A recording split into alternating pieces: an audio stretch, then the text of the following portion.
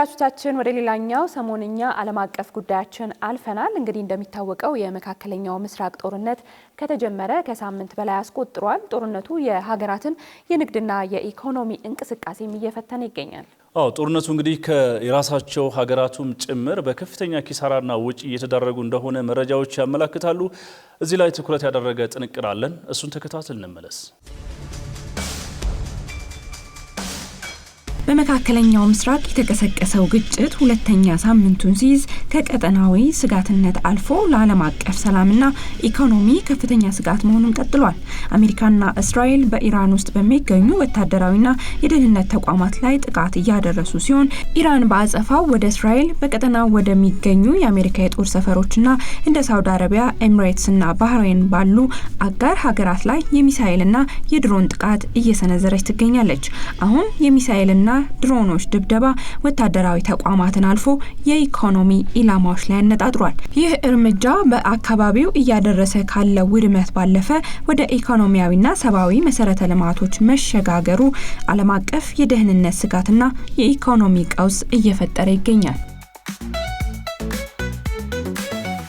በኢራን ላይ የተካሄደውን የ100 ሰዓታት ጦርነት ብቻ ስንመለከት አሜሪካን $3 ቢሊዮን ያስወጣት ሲሆን የእስራኤል የፋይናንስ ሚኒስተር ከኢራን ጋር ያለው የአየር ግጭት በሳምንቱ $3 ቢሊዮን የሚጠጋ ኢኮኖሚውን ሊጎዳ እንደሚችል አስጠንቅቋል። የስትራቴጂክና የዓለም አቀፍ ጥናቶች ማዕከል The Center for Strategic International Studies እንዳሰፈረው ተዋጊ ጄቶችን፣ የጦር መርከቦችና መድፎችን በአየር በባህር ላይና በየብስ ላይ ለማቆየት ከ2600 በላይ የሚሆኑ እንደ ሚሳኤል ቦምቦችና ሰው አልባ አውሮፕላኖችን ለማስወንጨፍ ያወጣችውን እንዲሁም የዚህ ጦርነት ትልቁና ውዱ የተባለውን የአየር መከላከያዎችና ሌሎች ወጪዎችን ጨምሮ አሜሪካ ለ4 ቀናት ብቻ ከ3.7 ቢሊዮን በላይ ወጪ አድርጋለች።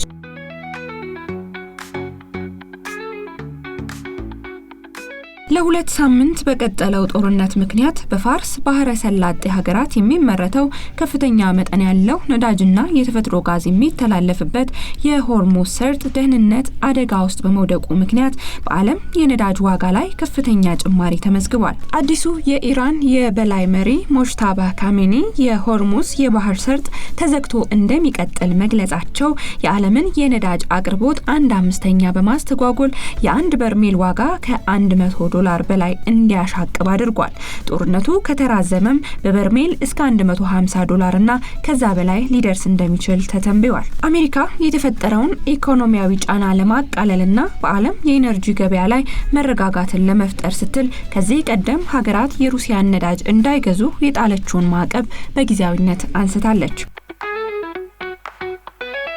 የነዳጅ ዋጋና የምግብ ዋጋ ተያያዥ በመሆናቸው የነዳጅ ዋጋ መናር ከማደያዎች ባለፈ በዓለም አቀፍ የምግብ ዋስትናና በኢንዱስትሪ ምርቶች ላይ የራሱን ተጽዕኖ እንደሚያሳርፍ ግልጽ ነው።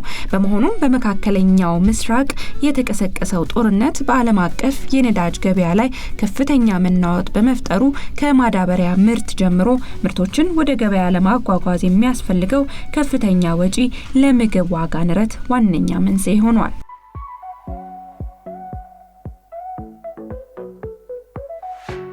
ጦርነቱ ከነዳጅ በተጨማሪ የማዳበሪያ ዋጋ በዓለም ገበያ ከፍተኛ የዋጋ ጭማሪ እንዲያሳይ ምክንያት ሆኗል።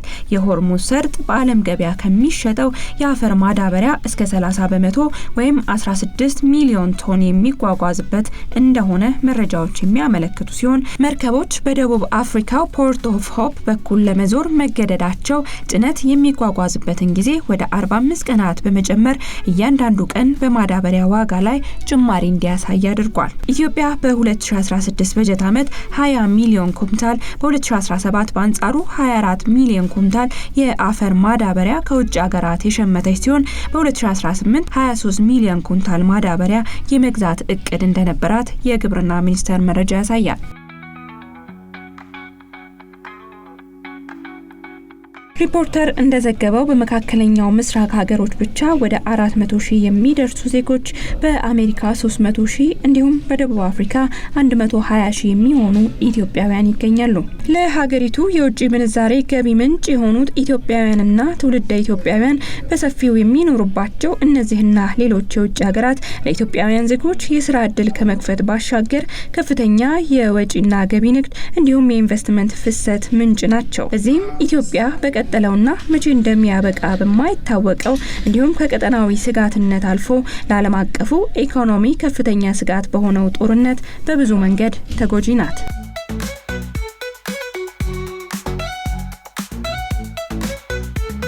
ተመልካቾቻችን ይህን ዜና ለማሰናዳት የተለያዩ ምንጮችን በዋቢነት ተጠቅመናል።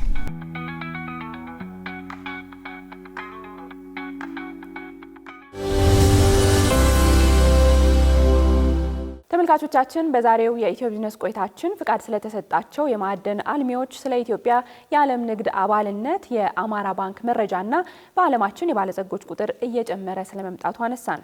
እነዚህና ሌሎች ወቅታዊ የሁነት መረጃዎችን አካተን ወደ እናንተ አደረሰን። ቃል ኪዳን ታደሰና ጥላሁን አያሌው አብረናችሁ ቆየን። በቀጣይ ፕሮግራማችን እስከምንገናኝ ጤና ይስጥልን።